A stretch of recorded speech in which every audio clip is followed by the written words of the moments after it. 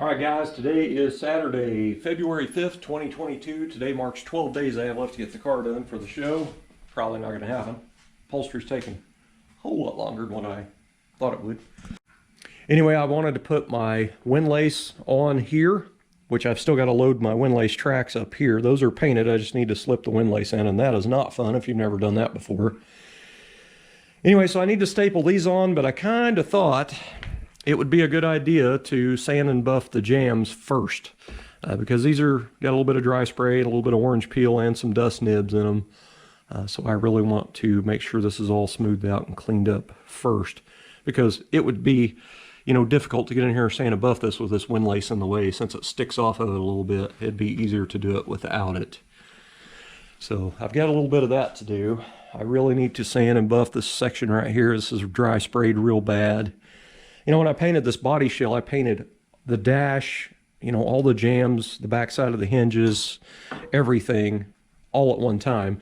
And it was like 90-something degrees outside when I painted it, so it was difficult to try to get everything sprayed to flow in good before it started kicking off. It was pretty much impossible. So I'd always planned on sanding and buffing the jambs a little bit. And, that way it looks good. It's nice and finished looking. I had started, it's been a couple years ago now, I think, or at least a year, I started sanding the door or the trunk jamb to buff it. But these trunk jambs on these cars, they always have spot weld indents here.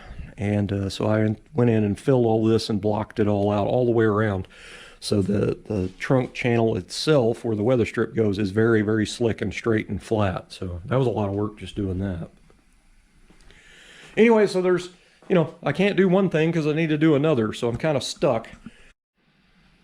All right, I'm getting ready to start my most dreaded thing to do on these cars, and that is to put the windlace inside the windlace track. It's never fun. So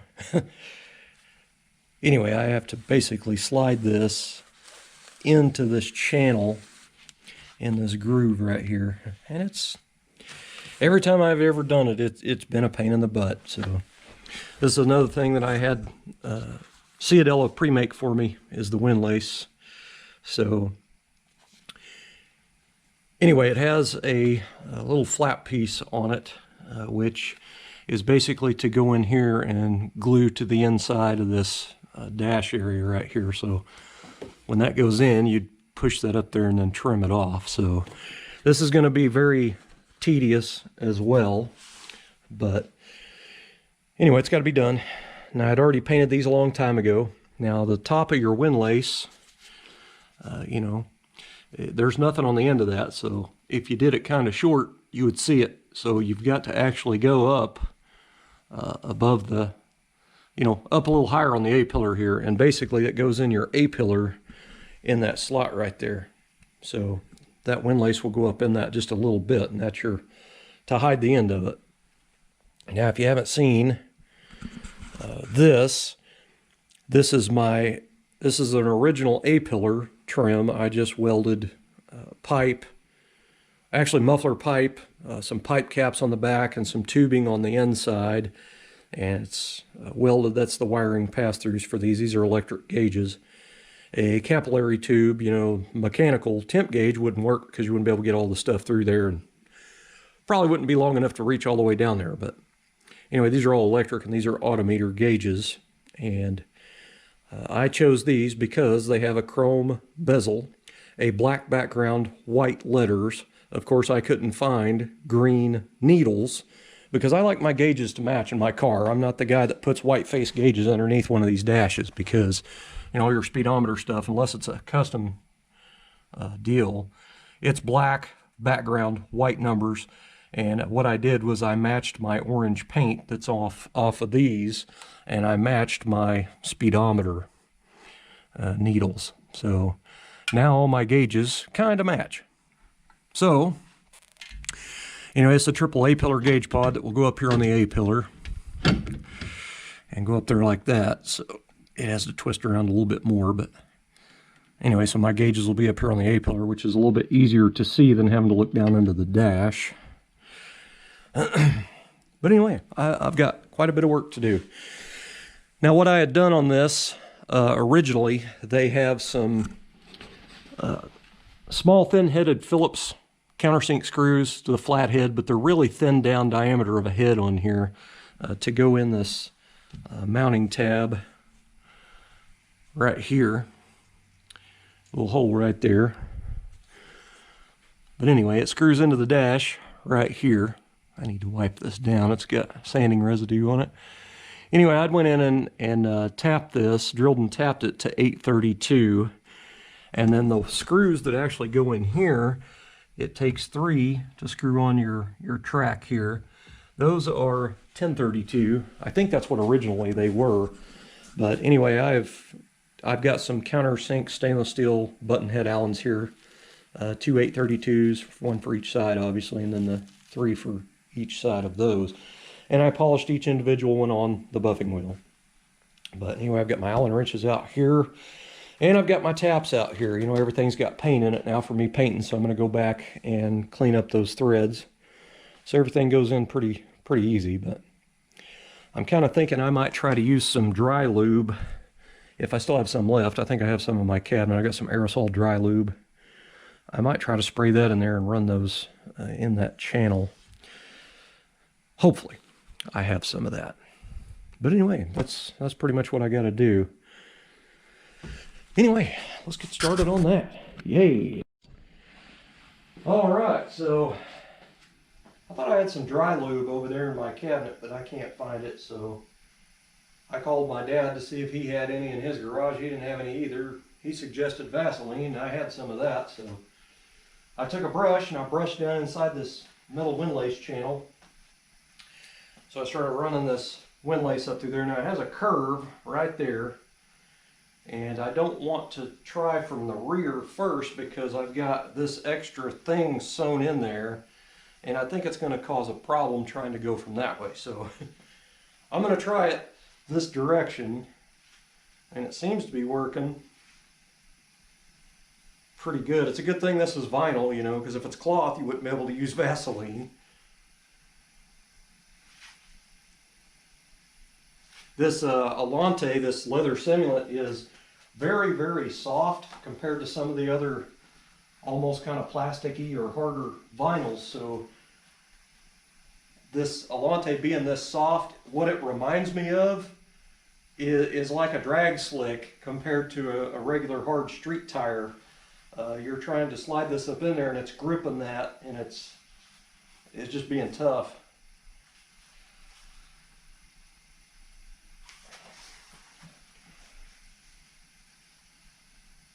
Well, my hands are going to be sore by the time I get the other one done.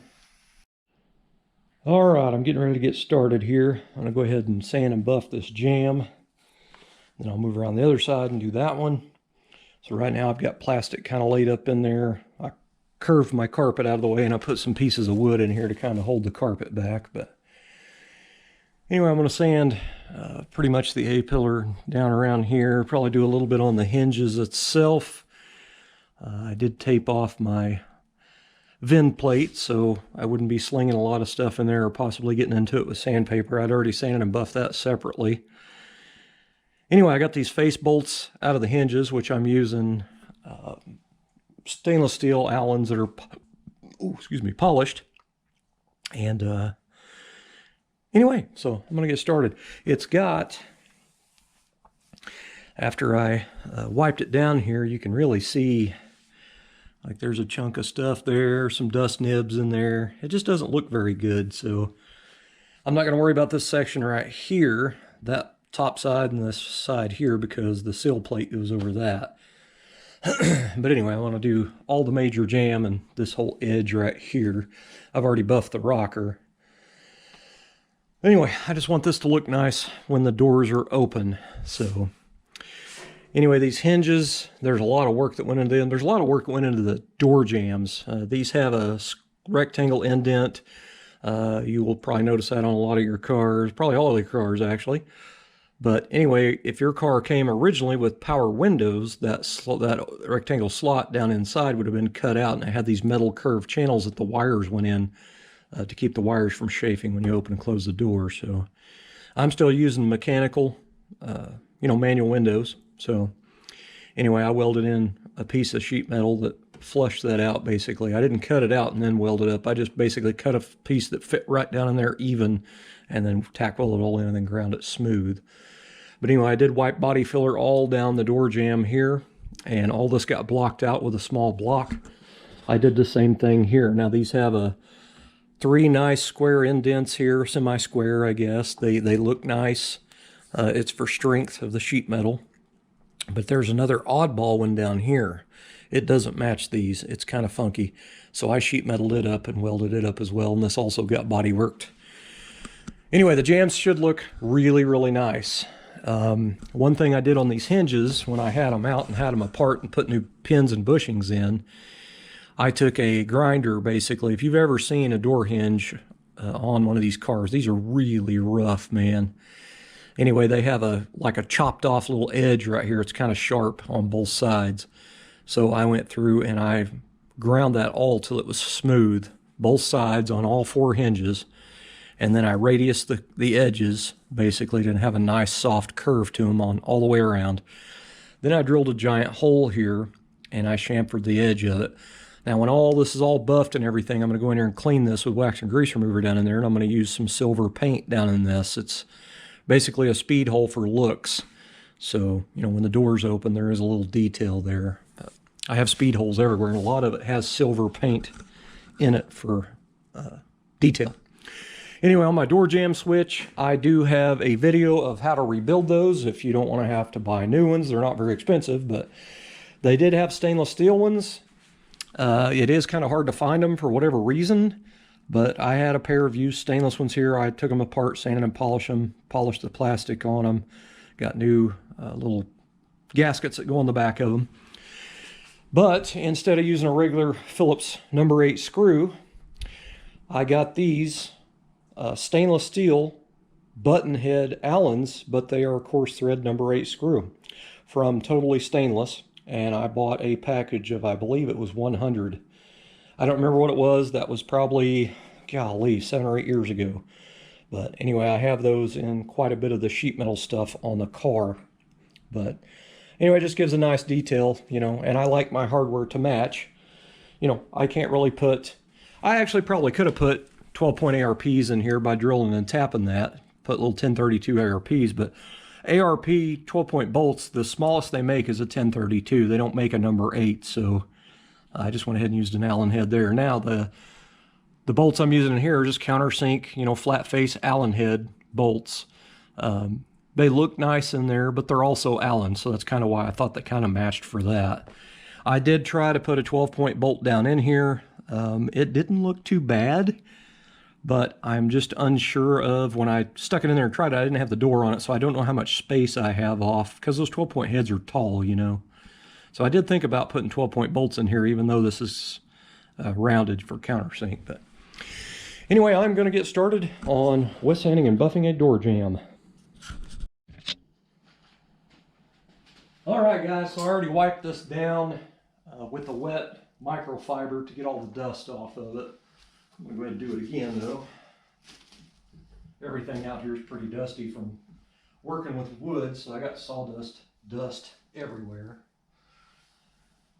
I do got to tell you that I am a little nervous because there's a lot of, this front's not so bad, but this back here with all these edges and angles and stuff, this could go bad. I mean, if I go through on the color sand process or the buff process, it's game over, and that's repaint at this point. But this is next level stuff.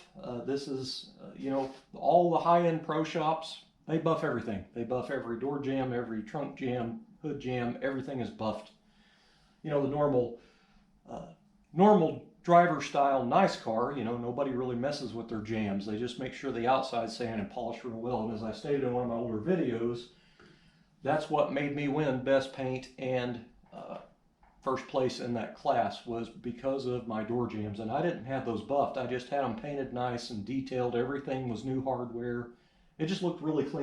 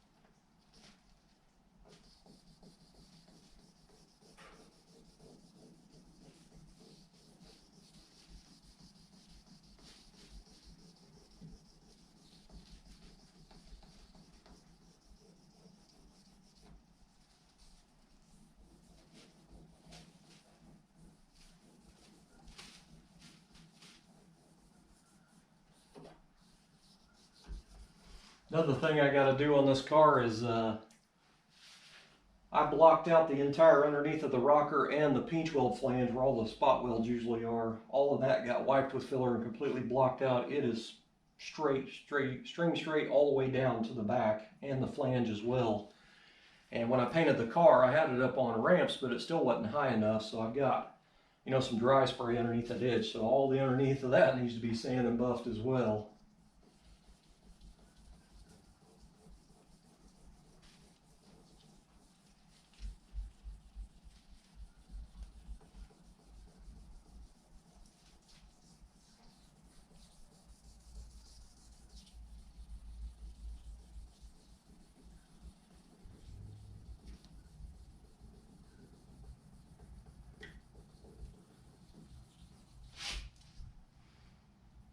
It already feels slick. Like when you first start sanding it, it's kind of, you can feel kind of a roughness to it, and then it smooths out. But I do have a lot of dry spray in these jambs from the painting it in too hot of weather.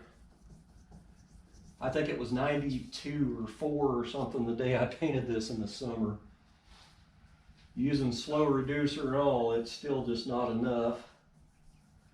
Back in the Well, I'm sure glad I spent the time sanding this, which I'm still not done. I got to go over it again, this time with 4,000. Anyway, so so far I've got to 3,000, and I've got pretty much the jam sanded up here. But anyway, I think it's going to look pretty good. It's not going to be 100% perfect. You know, I'm not getting in every square inch, but I think it's going to end up looking pretty good. But this is really hard to get up in here in these little curved little edges, and I went pretty far. I went past the point of being comfortable. You know what I mean? So it's kind of scary because, you know, you sand through an edge and it's game over. But I found lots of trash. I mean, there was lots of little specks here and there, and especially down in here, there was quite a few, because it's a flat surface, you know, there was quite a few on it. But I'm not worrying too much about this right here because the seal plate goes on it. But anyway, now I'm getting ready to do 4,000 now. What I've went to is this style pad right here. These are my favorite.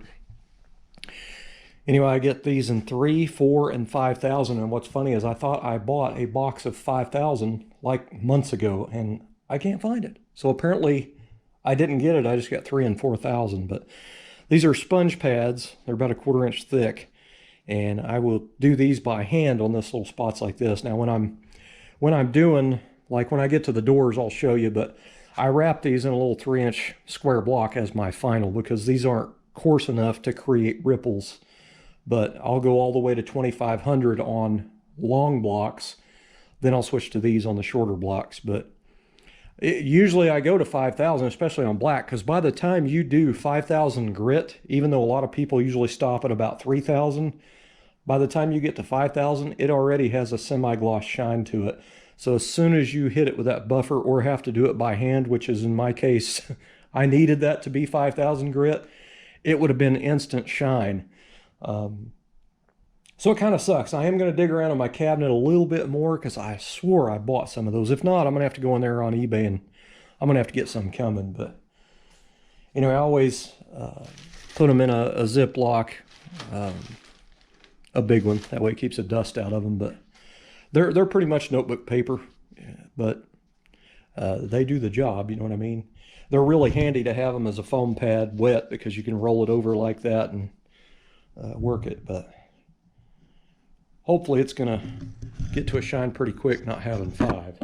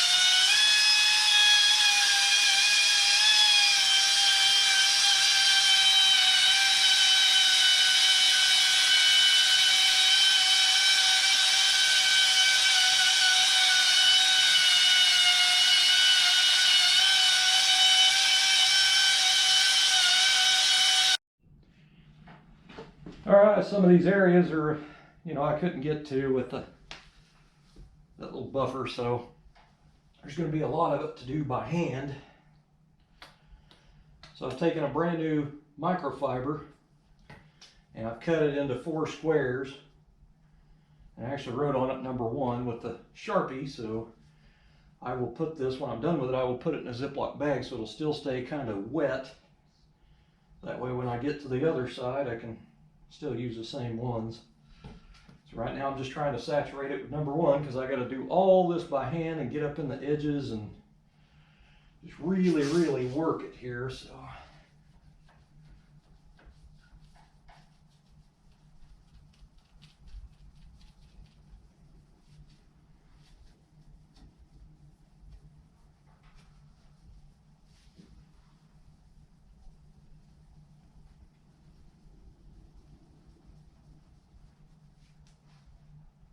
it's pulling paint for sure.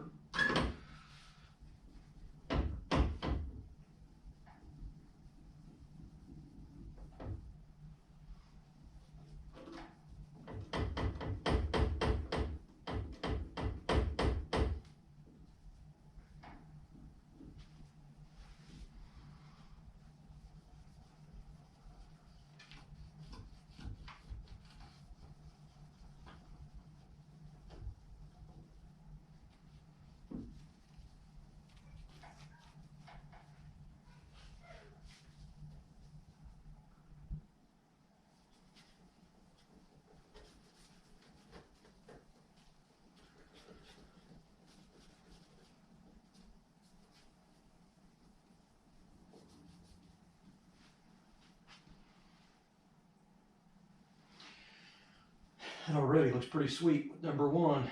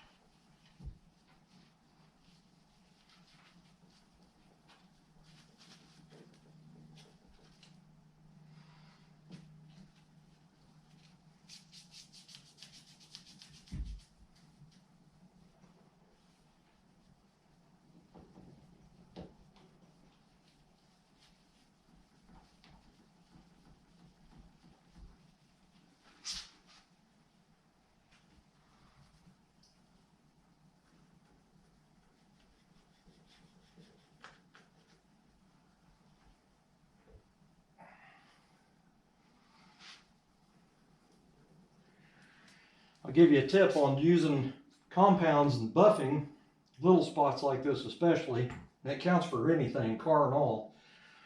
If you're compounding with number 1 and you wipe it down and you still see dull or foggy spots, you need to keep going because it's not going to ever come out.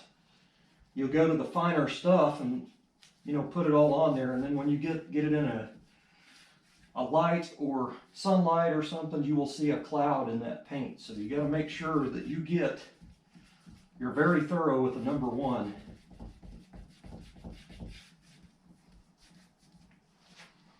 This is how I used to remove swirl marks in my buffing jobs using wool pads.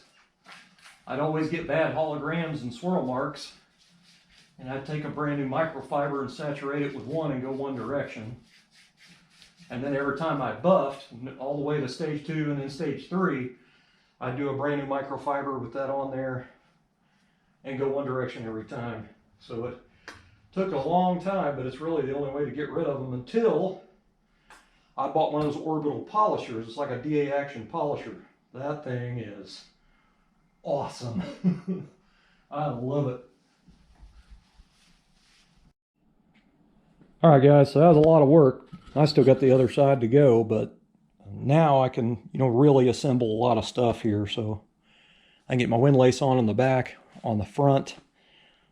This is going to be fantastic.